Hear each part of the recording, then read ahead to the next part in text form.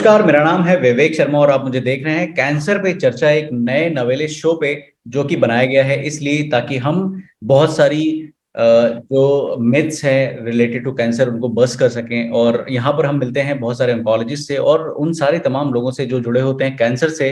और हम उनसे बात करते हैं, हम उनसे जानने की कोशिश करते हैं। आज हमारे साथ डॉक्टर ऋषभ कोठारी हैं। डॉक्टर साहब नमस्कार और बहुत बहुत स्वागत है आपका। नमस्कार। वैसे तो हम लोग अक्सर जो है कॉन्फ्रेंसेस वगैरह में मिलते हैं और शायद पर्सनली बहुत सारी बातें हमसे हो नहीं पाई हैं because of lack of time. So मैं चाहूंगा कि आप ब्रीफली एक अपना इंट्रोडक्शन दे दें कि आप कहाँ काम करते श्योर हैं, क्या आपका बैकग्राउंड है और क्या आपके पैशनेट एरिया है रिलेटेड टू कैंसर। श्योर। मैं मेडिकल ऑन्कोलॉजिस्ट हूँ। मैं अहमदाबाद में प्रैक्टिस करता हूँ। खुद ऑन्कोविन कैंसर सेंटर और नारायण मल्टी स्पेशलिटी हॉस्पिटल में मैं कामगिरी करता हूँ। मैं मेडिकल ऑन्कोलॉजिस्ट हूँ, तो लार्जली कीमोथेरेपी, टारगेटेड थेरेपी और इम्यूनोथेरेपी के बारे में ट्रीटमेंट मैं करता हूँ। लंग कैंसर, जेनाइटो यूरिनरी यानी prostate, kidney, testicular cancer, gynaec malignancies, ovary, cervix, endometrium और हेड एंड नेक कैंसर, ये सब मेरे इंटरेस्ट के टॉपिक्स है। सुपर, सो काफी बड़े इंटरेस्ट हैं आपके। White white. अच्छा डॉक्टर साहब, जब हम कैंसर की बात करते हैं अमूमन किसी बीमारी की बात करते हैं, sorry you saying something. No no no, we can continue. So doctor साहब, जब हम कभी कैंसर की या किसी बीमारी की बात करते हैं और जब हम डॉक्टर के पास जाते हैं ना तो पेशेंट जो है या इवन केयर गिवर्स जो रिलेटिव होते हैं बड़े डरे हुए होते हैं, उनको ऐसा लगता है कि डॉक्टर साहब बहुत सारे टेस्ट लिख देंगे, बहुत खर्चे का काम बता देंगे। लेकिन ये टेस्ट मुझे लगता है कि जितना थोड़ा बहुत मैंने समझा है बड़े इम्पॉर्टेंट होते हैं। और कई बार जो है वो शायद ट्रीटमेंट या प्रोटोकॉल या जो भी चीजें हैं शायद आप बेहतर तरीके से समझा पाएंगे, उसको डिसाइड करने में मदद करते हैं। एक ऐसे नए टेस्ट आए हैं जिनको शायद कहते हैं नेक्स्ट जनरेशन सीक्वेंसिंग, एनजीएस बोलते हैं उनको। सो उसके बारे में आपकी क्या राय है, कितना महत्वपूर्ण है ये और इससे क्या पता चलता है, क्यों आप रेकमेंड करते हैं ये टेस्ट करवाना। ये बहुत इंपॉर्टेंट क्वेश्चन है।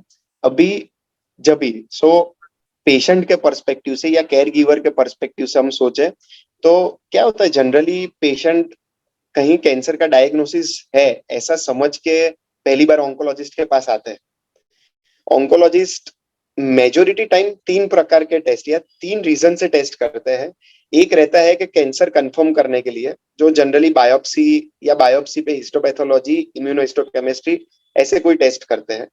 सेकंड होता है कैंसर का स्टेज जानने के लिए, जिसमें PET scan, CT scan, MRI ऐसा कोई टेस्ट होता है। तीसरा होता है पेशेंट की फिटनेस के लिए, जिसमें किडनी, हार्ट, लीवर, ब्लड के पैरामीटर्स ये सब ठीक है कि नहीं ये चेक किया जाता है। तो मेजोरिटी हर एक कैंसर में ये तीन प्रकार के टेस्ट होते ही है। ऑब्वियसली अभी जब कैंसर का डायग्नोसिस होता है तो पेशेंट और केयर गिवर काफी एप्रीहेंसिव होते हैं। और ये तीनों कैटेगरी के टेस्ट जितने जल्दी आए उतना जल्दी ट्रीटमेंट चालू होता है। इसके लिए डॉक्टर भी ये सब टेस्ट एक साथ लिखने में बिलीव करते हैं मेजोरिटी टाइम। इसीलिए आपको एक लिस्ट ऑफ इन्वेस्टिगेशंस मिल जाएगा। वो लगेगा कि अभी पहली बार ही दिखाने गए हैं और हमको इतने सारे इन्वेस्टिगेशंस करने को बोला है, पर ये टेस्ट बहुत जरूरी है क्योंकि ये सब पैरामीटर्स अगर हमें नहीं मालूम है तो कैंसर का ट्रीटमेंट करना पॉसिबल नहीं रहता है। और अगर हम एक के बाद एक के बाद एक के बाद टेस्ट लिखेंगे तो टाइम काफी चला जाएगा। और कैंसर में मेजोरिटी जितना जल्दी हम ट्रीटमेंट करते हैं उतना बेटर रिजल्ट मिलता है। और इवेंचुअली ये सब टेस्ट करने ही पड़ता है। जी। ये हो गए बेसिक बेसिक इन्वेस्टिगेशंस। अभी जो आपने बोला है वो एडवांस इन्वेस्टिगेशन या एनजीएस या पीडीएल1 टेस्टिंग और ये सब इन्वेस्टिगेशंस लंग कैंसर में बहुत ही इंपॉर्टेंट है। बहुत सारे कैंसर्स में भी ये एनजीएस या जेनेटिक टेस्टिंग या पीडीएल1 या एमएसआई ये सब करना जरूरी हो गया है। ये करने का रीजन ये है कि एक, पहले तो हमको समझेगा कि पेशेंट को कीमोथेरेपी के अलावा कोई और ट्रीटमेंट मदद करेगा कि नहीं करेगा। हम लंग कैंसर का उदाहरण ले लेते हैं कि जी। समझो कि लंग कैंसर में स्टेज 4 का डिसीज है और पेशेंट को कोई टारगेटेड म्यूटेशन पॉजिटिव आता है और टारगेटेड म्यूटेशन पॉजिटिव नहीं आता है, तो क्या फर्क हो जाता है। अगर मैंने एनजीएस किया और से फॉर एग्जांपल उसमें ईजीएफआर म्यूटेशन पॉजिटिव आ गया तो हम पेशेंट को टेबलेट दे सकते हैं। टेबलेट से रिस्पॉन्स बेटर आता है। यानी कीमो से समझो कि 10 में से 6 जन को फायदा हो रहा है तो टेबलेट में 10 में से 8 या 9 जन को फायदा होगा। वाह। दूसरा, इंजेक्शन के बदले हम टेबलेट दे सकते हैं। तीसरा, टेबलेट की साइड इफेक्ट प्रोफाइल कम रहती है इंजेक्शन से। तो एक तो आपको कन्वीनियंस है टेबलेट का इंजेक्शन के सामने, दूसरा एफिकेसी बेटर है, यानी रिजल्ट हमारा बेटर आने वाला है, और तीसरा साइड इफेक्ट कम है। तो ये आइडियल ट्रीटमेंट ऑप्शन हो जाएगा कि अगर ये ट्रीटमेंट ऑप्शंस पॉसिबल है तो क्यों ना ही करें।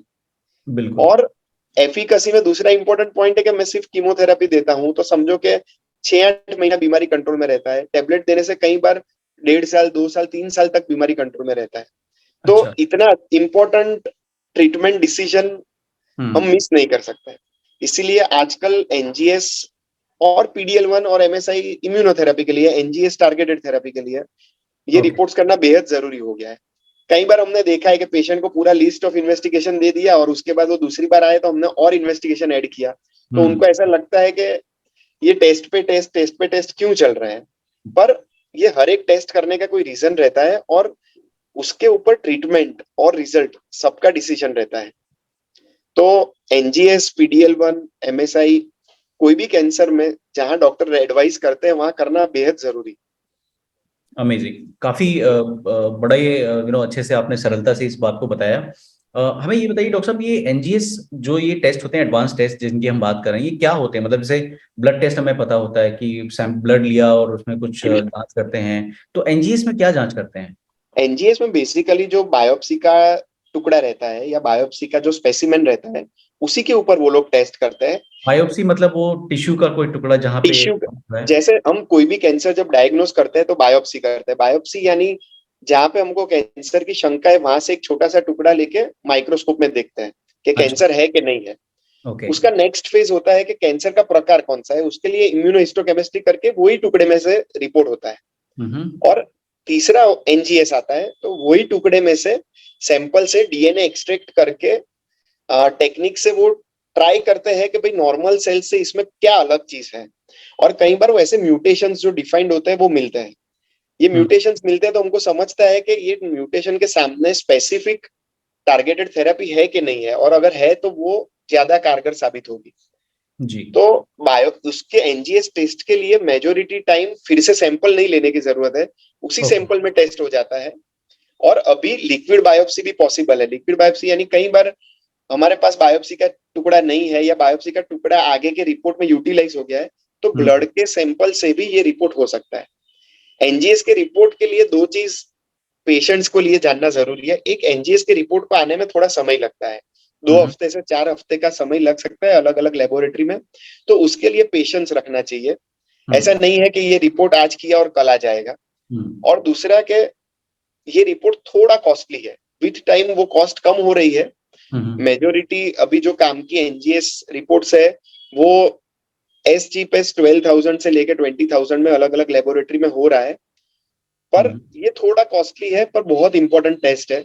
जैसे मैंने बोला कि अगर आप एक ट्रीटमेंट करते हो जिसमें आपका जिंदगी 6-8 महीने और दूसरा ट्रीटमेंट करते हो जिसमें एवरेज जिंदगी 3-4 साल हो जाता है, तो ये बड़ा इंपॉर्टेंट टेस्ट हो जाता है। तो एनजीएस और वो जब डॉक्टर रेकमेंड करता है तो कर लेना बहुत ही जरूरी है मेरे ओपिनियन से। जी।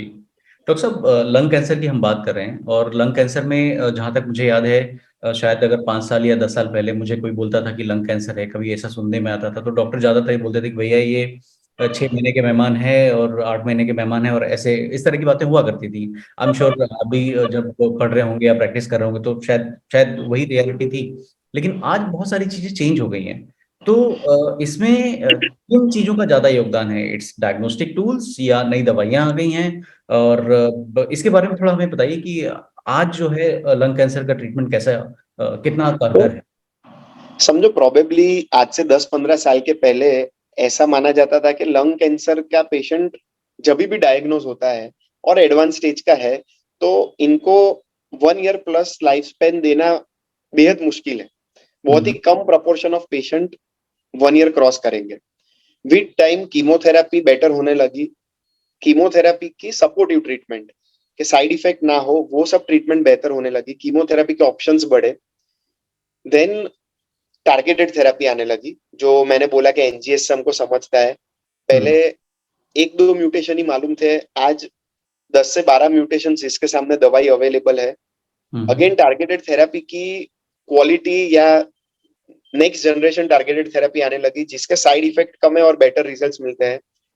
थर्ड, इम्यूनोथेरेपी आने लगा। इम्यूनोथेरेपी पहले था ही नहीं लंग कैंसर में, तो लंग कैंसर में इम्यूनोथेरेपी आने लगा, तो ट्रीटमेंट पर्सपेक्टिव से काफी इंप्रूवमेंट हुआ है। और ये सब मैं स्टेज 4 के बारे में बोल रहा हूँ।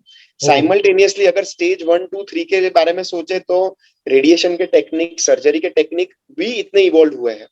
पहले ओपन सर्जरी हुआ था, अभी मिनिमल इन्वेसिव और रोबोटिक सर्जरीज हो रहे हैं। रेडिएशन में भी पहले 2 डायमेंशनल 3 डायमेंशनल होता था, अभी आईजीआरटी आईएमआरटी करके एडवांस टेक्निक से रेडिएशन और सर्जरी भी हो सकती है, जिससे रिकवरी बेटर है, साइड इफेक्ट कम है और क्योर होने की संभावना रहती है। तो हर एक स्टेज में ट्रीटमेंट काफी इंप्रूव हुई है और खास करके स्टेज 4 में बहुत इंप्रूव हुई है। इसके अलावा डायग्नोस्टिक्स में भी, जैसे पेट स्कैन इतना इजीली अवेलेबल नहीं था आज से 15 साल पहले, पर अभी पेट स्कैन इजीली अवेलेबल है। एमआरआई ब्रेन, सीटी स्कैन, ये सब की क्वालिटी भी बेटर हुई है। तो ये सब के कारण भी डायग्नोस्टिक और इन्वेस्टिगेशन दोनों के हिसाब से और ट्रीटमेंट के हिसाब से लंग कैंसर की, पहले लंग कैंसर यानी ऐसा माना जाता था कि अभी 1 ईयर क्रॉस करना स्टेज 4 में बड़ा मुश्किल है।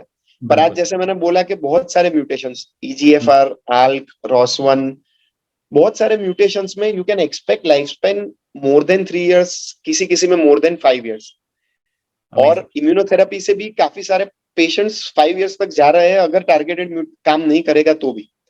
तो ये कभी सोचा नहीं गया था कि लंग कैंसर में इतना पॉसिबल होगा। जी जी जी।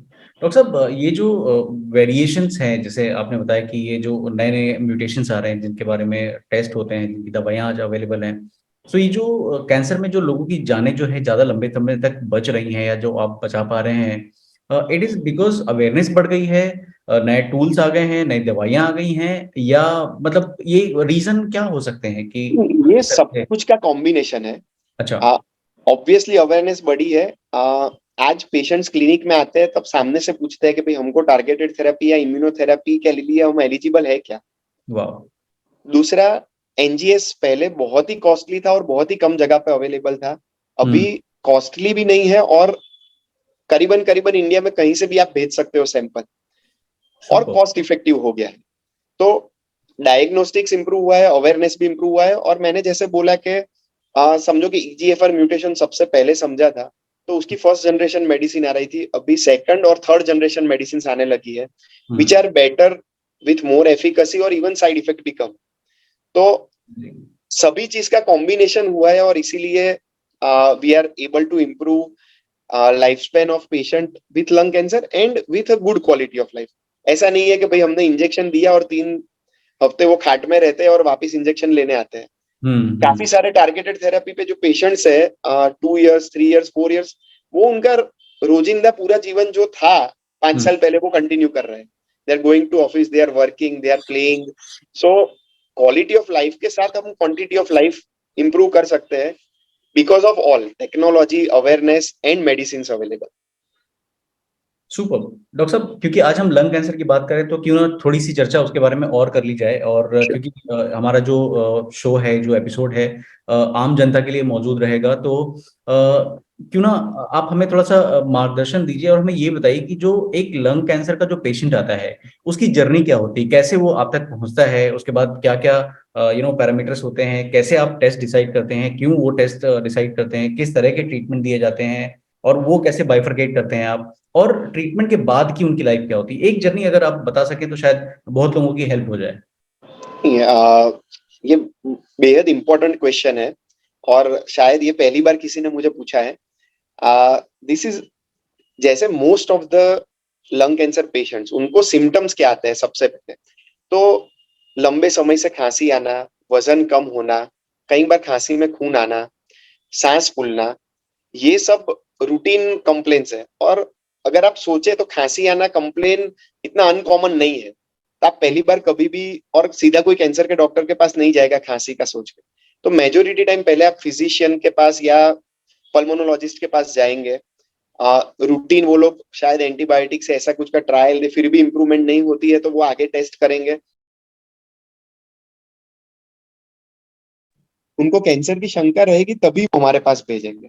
तो जनरली ऑन्कोलॉजिस्ट के पास पेशेंट कैंसर की शंका या कैंसर डायग्नोस होने के बाद आता है। एक अपने कंट्री में ट्यूबरक्यूलोसिस बहुत ही कॉमन है और मैंने देखा है कि बहुत सारी जगह पे टीबी की दवाई लेने के बाद अगर वो इम्प्रूवमेंट नहीं हुआ तो कैंसर का पेशेंट हमारे पास आता है। तो मैं एक रिक्वेस्ट करूंगा कि अभी टीबी की दवाई भी बहुत बेहतर हो गई है और टीबी के इन्वेस्टिगेशन भी बहुत बेहतर हो गए हैं। प्लीज अगर आपकी खांसी 2-3 हफ्ते के बाद इम्प्रूव नहीं होती है तो टीबी टीबी की दवाई चालू करने से पहले एक बार टीबी के लिए जांच करवा दीजिए। बलगम की जांच या बायोप्सी या ब्रोंकोस्कोपी जो भी जरूरत है वो करवा लीजिए। डायरेक्ट टीबी की दवाई चालू मत कीजिए, क्योंकि मैं बोलूंगा कि एटलीस्ट 50-60% पेशेंट एक बार टीबी की कोर्स करके फेल होने के बाद लंग कैंसर डायग्नोज होता है। अगर ये पहले डायग्नोज हो जाते तो शायद अर्ली स्टेज में डायग्नोज हो सकता है। तो ये एक बहुत इंपॉर्टेंट चीज है। ऑब्वियसली टीबी बहुत बहुत बहुत कॉमन है कैंसर के सामने, इसीलिए टीबी की दवाई लोग ट्राई कर लेते हैं, पर बेटर इन्वेस्टिगेट करो। रिपोर्ट जल्दी आ जाते हैं, इतना कॉस्टली नहीं है, गवर्नमेंट में अवेलेबल है, तो प्लीज वो कीजिए। अभी जब पेशेंट्स हमारे पास सिम्टम्स लेके आते हैं तो जैसे मैंने बोला कि 3 प्रकार के इन्वेस्टिगेशंस होते हैं। एक है कि कौन सा कैंसर है कि नहीं और कौन से प्रकार का कैंसर है, जिसमें बायोप्सी, इम्यूनोहिस्टोकेमिस्ट्री ये टेस्ट होते हैं। सेकंड है स्टेज जानने के लिए इन्वेस्टिगेशंस, जो CT scan, PET scan, MRI ये सब होता है। और तीसरा पेशेंट की फिटनेस के लिए इन्वेस्टिगेशंस, जो जैसे मैंने बोला कि किडनी का, लीवर का, हार्ट का और बेसिक ब्लड पैरामीटर्स ये सब होते हैं। इसके बाद एडवांस्ड इन्वेस्टिगेशन जो एनजीएस, पीडीएल1, एमएसआई ये प्रकार में होता है। सो ये सब इन्वेस्टिगेशंस पेशेंट की ट्रीटमेंट डिसाइड करने के लिए है। ये सब इन्वेस्टिगेशंस के बाद जनरली पेशेंट का कैंसर का प्रकार, लंग कैंसर का प्रकार और स्टेज, और अगर म्यूटेशन पॉजिटिव है कि नहीं है, पीडीएल1 का रिपोर्ट क्या है, ये सब समझता है। इससे पेशेंट का ट्रीटमेंट प्लान आपको बताऊंगा कि कैंसर में 4 स्टेज होते हैं, 1, 2, 3 और 4। स्टेज 1 और स्टेज 2 में जनरली सर्जरी विथ और विदाउट कीमोथेरेपी होता है। स्टेज 3 में जनरली कीमोथेरेपी और रेडिएशन होता है, कोई कोई स्टेज 3 में कीमोथेरेपी और सर्जरी होता है। स्टेज 4 में जनरली कीमोथेरेपी, टारगेटेड थेरेपी और इम्यूनोथेरेपी होता है। जो मैंने पहले इन्वेस्टिगेशंस बोले, ये सब इन्वेस्टिगेशंस हो जाने के बाद जनरली मेडिकल, सर्जिकल और रेडिएशन ऑन्कोलॉजिस्ट मिल के डिसाइड करते हैं कि इनमें से कौन सा ऑप्शन पेशेंट के लिए बेहतर रहेगा। इसमें बहुत सारे पैरामीटर्स साइंस के अलावा भी देखने पड़ते हैं, लॉजिस्टिक्स, फाइनेंस, पेशेंट कितने दूर से आता है, तो ये सब पैरामीटर्स को इंक्लूड करके ऑन्कोलॉजिस्ट ट्रीटमेंट का प्लान बनाते हैं। स्टेज के हिसाब से पेशेंट का ट्रीटमेंट चलता है। अगर हम स्टेज 4 जो सबसे कॉमन है उसके बारे में बात करें तो मेजोरिटी टाइम ट्रीटमेंट लंबे समय चलता है। स्टेज 4 हम क्योर नहीं कर सकते, हम उसको कंट्रोल कर सकते हैं। मैंने जैसे बोला कि कोई कोई पेशेंट 3-4 साल भी जीता है, पर वो 3-4 साल ट्रीटमेंट चालू रहता है। But they can most of the time do their routine activities, उनका ऑफिस जाना, अगर वो वॉक कर रहे हैं, रन कर रहे हैं, ये सब चीज कंटिन्यू करके ट्रीटमेंट कर सकते हैं मोस्ट ऑफ द टाइम। सो उनकी ये जो जर्नी है, वंस दे आर डायग्नोस्ड और ट्रीटमेंट चालू होती है, स्टार्टिंग के 2-3 महीने लाइफस्टाइल एडजस्टमेंट में उनको लगते हैं, but after that most of them are able to do their routine activities, maybe 80%, 90% of what they were able to do before. So हाँ, ऐसा नहीं होने वाला है कि 6 महीने का कोर्स कर लिया और ट्रीटमेंट खत्म हो गई। कुछ ना कुछ ट्रीटमेंट चालू रहेगा। सो प्लीज, मैंने देखा है कि बहुत सारे पेशेंट्स 3 महीने का ट्रीटमेंट किया, काफी अच्छा लग रहा है और ट्रीटमेंट बंद कर दिया, और फिर और 3-4 महीने के बाद वो वापिस आते हैं और खराब स्थिति में आते हैं, और फिर जो दवाई काम कर रही थी वो दवाई फिर से काम नहीं करती। सो अच्छा हुआ है तो दवाई बंद कर देना, ये ऑप्शन स्टेज 4 में जनरली नहीं रहता है। स्टेज 1, 2 और 3 में डेफिनेट टाइम का ट्रीटमेंट रहता है। मेजोरिटी ट्रीटमेंट 6 महीने से ये ट्रीटमेंट खत्म हो जाने के रेगुलर फॉलोअप रहता है। हर एक डॉक्टर आपको गाइड करेगा कि ट्रीटमेंट खत्म हो जाने के बाद 3-3 महीने पे के इंटरवल पे आप दिखाते रहो, और 5 साल के बाद अच्छा रहा तो स्टेज 1, 2 और 3 को हम क्योर हो गया वैसा बोल सकते हैं। स्टेज 4 मैंने जैसे बोला ऐसा क्योर नहीं होगा, वो कंट्रोल होगा, तो आपका क्वालिटी ऑफ लाइफ मेंटेन करके क्वांटिटी कैसे, उसके लिए कंटिन्यूअस ट्रीटमेंट करना जरूरी है। अमेजिंग। और कुछ स्पेसिफिक आपको ये जर्नी के बारे में जानना है तो? दिस इज वेरी कॉम्प्रिहेंसिव मेरे ख्याल से। एक वॉक इन पेशेंट की आपने एक जर्नी बताई जो बहुत इम्पोर्टेंट है। एक सवाल मेरा है डॉक्टर साहब, अमूमन जैसे आपने एक बहुत वैलिडेटेड फैक्ट बताया कि लोग हम कई बार करते हैं, हम अनजाने में कर जाते हैं कई बार। कई लोग जैसे हमारे फैमिलीज में भी हम देखते हैं कि एंटीबायोटिक भी ले रहे हैं, थोड़ा बेहतर हो गया तो दवाई खाना छोड़ देते हैं। और कैंसर जैसी बीमारी में तो ये काम बिल्कुल भी नहीं करना चाहिए। और आई डोंट नो कि कितने परसेंटेज लोग करते हैं, बट आपकी प्रैक्टिस में आपको क्या लगता है कि जो अधेरेंस का या जो एक कंटिन्यूटी का जो प्रॉब्लम होता है वो कितने प्रतिशत मरीजों में होता होगा? तो ये एडहेरेंस का प्रॉब्लम है ना, एक उसका रीजन है जो हमारे हाथ में अच्छा सॉल्यूशन नहीं है, वो है फाइनेंस। हाँ। अगर क्योंकि फाइनेंस का प्रॉब्लम हुआ है इसलिए एडहेरेंस छूट गया है, जिसमें इसमें भी मैं रिक्वेस्ट करूंगा कि पेशेंट को आप डॉक्टर से बात कीजिए, वो कुछ रास्ता निकालने का कोशिश कर सकते हो, in spite of may be कुछ डोज मॉडिफिकेशन या ब्रांड का मॉडिफिकेशन के कुछ वो सॉल्यूशन निकालेंगे। आप एटलीस्ट एक बार उनको कन्विंस कीजिए। अभी जैसे गवर्नमेंट स्कीम्स और वो सब में भी काफी सारी ट्रीटमेंट अवेलेबल है, तो प्लीज आप एक बार डॉक्टर को कन्वे कीजिए। ये फर्स्ट पॉइंट हुआ एडहेरेंस नहीं होने का। सेकंड पॉइंट है, बहुत सारे पेशेंट्स कैसा होता है कि 3-4 महीने अच्छा हो गया, फिर दूसरे तीसरे कोई रिलेटिव आए और उन्होंने बोला कि भैया एक बार आप ऑल्टरनेटिव मेडिसिन भी ट्राई कर दो, ये कर दो, तो उसके हिसाब से वो लॉस टू फॉलोअप हो जाते हैं। और फिर वो जब प्रोग्रेस होके आते हैं या जब उनकी बीमारी बढ़ के आती है तब ट्रीटमेंट करना बहुत चैलेंजिंग हो जाता है।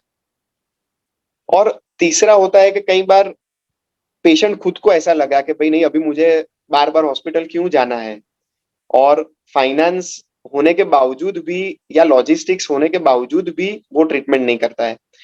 मैं बोलूंगा कि फर्स्ट कैटेगरी के पेशेंट को भी डॉक्टर को बताना चाहिए, और मेजोरिटी डॉक्टर्स कोशिश करेंगे कि आपका ट्रीटमेंट कंटिन्यू रहे विदाउट फाइनेंशियल हर्डल्स।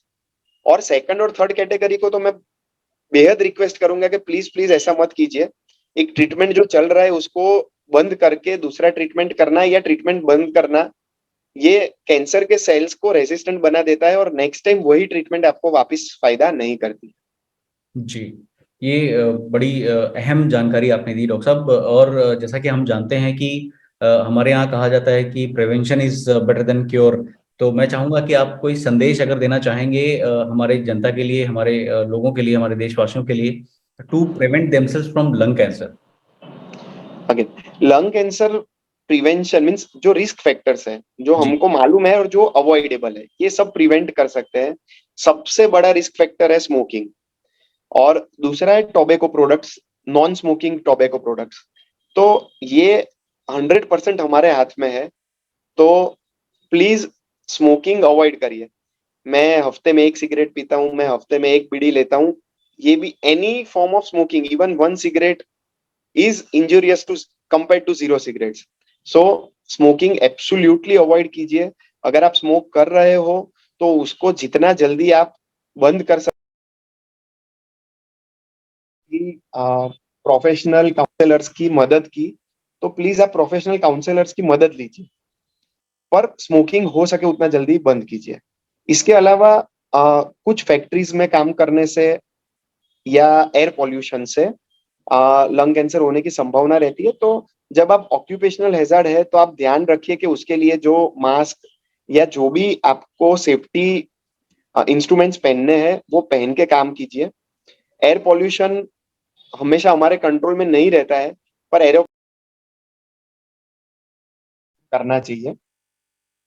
तो ये बहुत ही कॉमन और अवॉइडेबल रीजंस है लंग कैंसर के। इसके अलावा कुछ radiation exposure, radon exposure, lifestyle changes, ये सब करने से भी फायदा होता है। पर मैं बोलूंगा अगर स्मोकिंग और टोबैको प्रोडक्ट्स पे ही हम कंसंट्रेट करें तो भी लंग कैंसर की हम संख्या काफी कम कर सकते हैं।